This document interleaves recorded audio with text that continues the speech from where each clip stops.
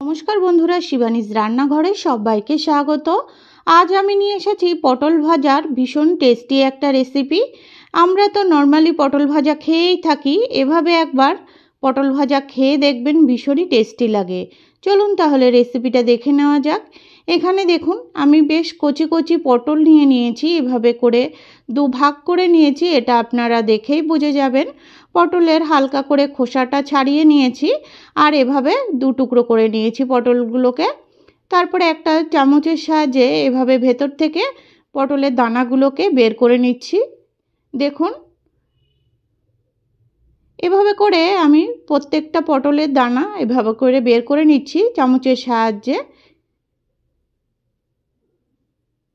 দেখুন কতটা সুন্দরভাবে হয়ে যাচ্ছে। সবকটা পটলের দানা আমার বের করে নেওয়া হয়ে গেল আর দানাগুলো কিন্তু বেশ কচি। পরে যে ভেতরে পুরটা দেব সেই পুরের জন্য আমি এখানে কিছুটা পরিমাণ চিংড়ি মাছ নিয়ে নিয়েছি, 1 ইঞ্চি মতন আদা নিয়ে নিয়েছি আর 3টে রসুনের কোয়া নিয়ে নিয়েছি। আর যে পটলের দানাগুলো ছাড়ালাম সেগুলো নিয়ে নিলাম। এগুলোকে মিক্সির জারের মধ্যে একটু পেস্ট করে নেব, জল ছাড়াই কিন্তু পেস্ট করে নিতে হবে।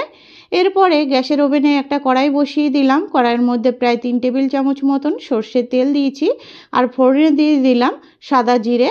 আর এখানে দেখুন ফোড়নটা রেডি হয়ে গেলে দিয়ে দিলাম একটা মিডিয়াম সাইজের পেঁয়াজ এভাবে স্লাইস করে কেটে। পেঁয়াজটা দেওয়ার পরে কিছুক্ষণ নাড়াচাড়া করেই দিয়ে দিচ্ছি 1 টিস্পুন মতন হলুদ গুঁড়ো। হলুদ গুঁড়োটা দিলে খুব তাড়াতাড়ি কিন্তু পেঁয়াজটা ভাজা ভাজা হয়ে যায় আর কালারটাও সুন্দর চলে আসে। এখানে দেখুন পেঁয়াজটা সুন্দর ভাজা হয়ে গেছে আর যে চিংড়ি মাছ আদা রসুনের পেস্টটা করে রেখেছি সেটা দিয়ে দিলাম। যেহেতু এখানে চিংড়ি মাছ আছে একটু দলা দলা পাকিয়ে যাবে, এটা খুন্তির সাহায্যে কিন্তু ম্যাশ করে দিতে হবে। আর এখানে দিয়ে দিচ্ছি 1 চামচ মতন কাঁচা লঙ্কা বাটা, ঝালটা আপনাদের পছন্দ মতন কম বেশি দিয়ে নেবেন। আর দিয়ে দিচ্ছি 1/2 টিস্পুন মতন লাল লঙ্কার গুঁড়ো, দিয়ে দিচ্ছি 1 টিস্পুন মতন জিরের গুঁড়ো আর 1/2 টিস্পুন মতন গরম মশলা গুঁড়ো আর দিচ্ছি 1 টিস্পুন মতন চিনি। আবার সব কিছুকে ভালো করে মশলাটার সঙ্গে মিশিয়ে নিচ্ছি। দেখুন এভাবে নাড়াচাড়া করে আমি ভেতরের পুরটা রেডি করছি। আর এখানে একটা মিডিয়াম সাইজের আলু সেদ্ধকে এরভাবে ম্যাশ করে আমি এই পুরের মধ্যে দিয়ে দিচ্ছি। তাহলে কিন্তু পরিমাণেও অনেকটা বেশি হবে আর বেশ আঠালোও হবে, তার জন্যই কিন্তু আলু সেদ্ধটা আমি ব্যবহার করছি। আর দেখুন চিংড়ি মাছের পুরের সঙ্গে কিন্তু ভালো করে আলু সেদ্ধটা মিশিয়ে নিলাম। তারপরে এখানে ব্যবহার করছি 1 টিস্পুন মতন নুন। নুনটা কিন্তু আমি আগে একদমই ব্যবহার করিনি, আলু সেদ্ধটা দেওয়ার পরে মিশিয়ে নিয়ে তারপরে সবার শেষে কিন্তু আমি নুনটা ব্যবহার করছি। নুনটা কম বেশি হলে তাহলে দেখে দেওয়া যাবে, আর যদি বারবার নুনটা দিই তাহলে পরিমাণটা বোঝা যাবে না। আর দেখুন কথা বলতে বলতে পুরটা কিন্তু রেডি হয়ে গেছে। পুরটা নামিয়ে ঠান্ডা করে তারপরে এভাবে হাতের সাহায্যে পটলের মাঝখানে এভাবে দিয়ে দিচ্ছি। এটা আপনারা দেখেই বুঝে যাবেন, দেখুন কতটা সহজভাবে এই রেসিপিটা হয়ে যায়। সব পটলগুলোকে পুর ভরা হয়ে গেল। এবার এই পটল পুর ভরাগুলো একটা সাইডে রেখে দিচ্ছি। তারপরে আরেকটা প্লেটের মধ্যে এখানে 2 টেবিল চামচ মতন চালের গুঁড়ো নিয়ে নিয়েছি আর দিয়ে দিলাম 1/2 টিস্পুন মতন নুন। এবার নুনটাকে ভালো করে চালের গুঁড়োর সঙ্গে একটু মিশিয়ে নিচ্ছি। তারপরে দেখুন এভাবে পটলের যে সাইডটা পুর দেওয়া আছে সেই সাইডটাকে এভাবে প্রেস করে দিচ্ছি চালের গুঁড়োর ওপরে। এভাবে করেই কিন্তু সুন্দরভাবে একটা কোটিং হয়ে যাচ্ছে।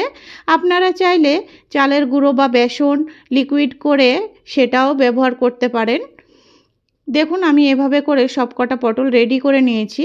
তারপরে গ্যাসের ওভেনে একটা ফ্রাই প্যান বসিয়ে দিলাম।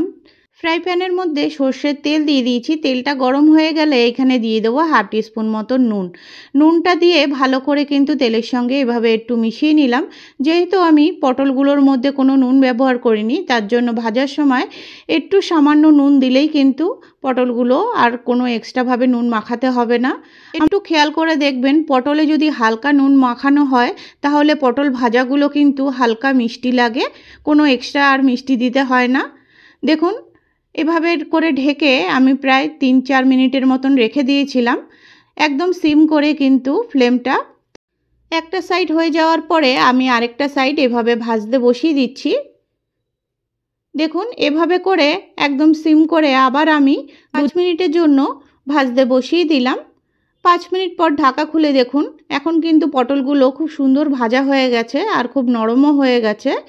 আমার রান্নাগুলো যদি আপনাদের ভালো লেগে থাকে প্লিজ চ্যানেলটিকে সাবস্ক্রাইব করার অনুরোধ রইল, আর যারা করে রেখেছেন তাদেরকে অসংখ্য ধন্যবাদ। দেখুন পটলগুলোকে আরেকটা সাইড কেমন ভাজা হলো সেটাও আমি দেখিয়ে দিচ্ছি। দেখুন খুব সুন্দর ভাজা হয়েছে। এভাবে করে গরম ভাতের সঙ্গে খেতেও যেরকম ভালো লাগবে, ডালের পাতাও কিন্তু এটা তেমনই ভালো লাগবে।